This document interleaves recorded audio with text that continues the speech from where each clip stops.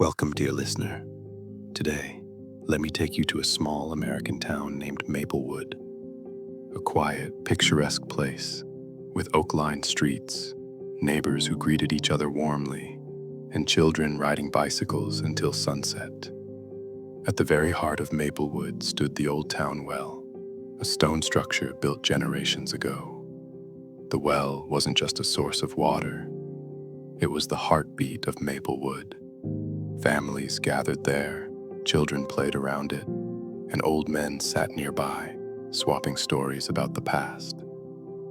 For young Emily Carter, the town's librarian, the well was her favorite spot. She loved to sit on its edge, reading to children as their laughter mingled with the bubbling water.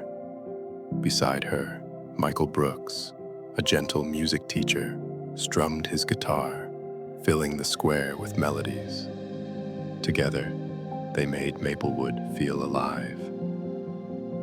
But even the most peaceful places can be shaken.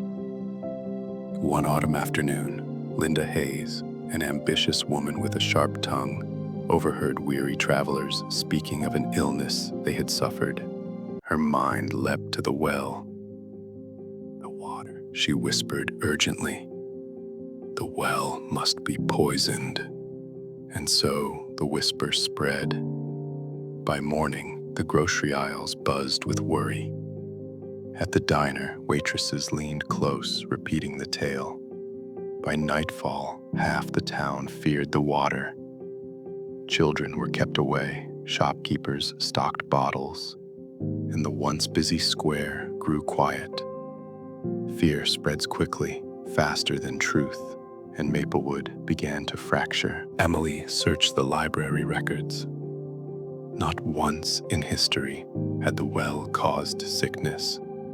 Still, the fear grew. Even Michael's classes emptied as families avoided the square. Soon, the council met. Linda's voice thundered. "Do you want your children sick? We can't risk it. The well must be closed." Her words echoed through the hall. Mothers clutched their children tighter. Fathers nodded grimly. But Emily stood, her voice calm yet firm. "We cannot close the well on rumors. Fear is not proof. If we surrender to fear, lies will rule us forever." Some heads turned toward her with hope, but others looked away, unwilling to believe. Division had rooted itself deep. That night, Emily and Michael walked quietly to the well. With lantern in hand, Emily filled jars of water and carried them to Grace Turner, the wise healer of Maplewood. Grace tested the samples with care. After hours, she smiled. "The water is clean, as it has always been." It is not sickness that clouds Maplewood. It is fear. Emily felt relief, but she knew the battle wasn't over. Facts alone would not erase fear. The Maplewood Autumn Festival arrived. Lanterns glowed, music played, but unease hung in the air. Many avoided the well entirely. Then Emily stepped forward, holding a glass of clear water. Her voice rang out across the crowd. "For centuries, this well has sustained us. Tonight, I will prove the truth." She drank. Silence. Every eye fixed on her. Moments passed. She stood tall, unharmed. Then, a boy, little Tommy, stepped forward. "If Miss Emily trusts the water, so do I."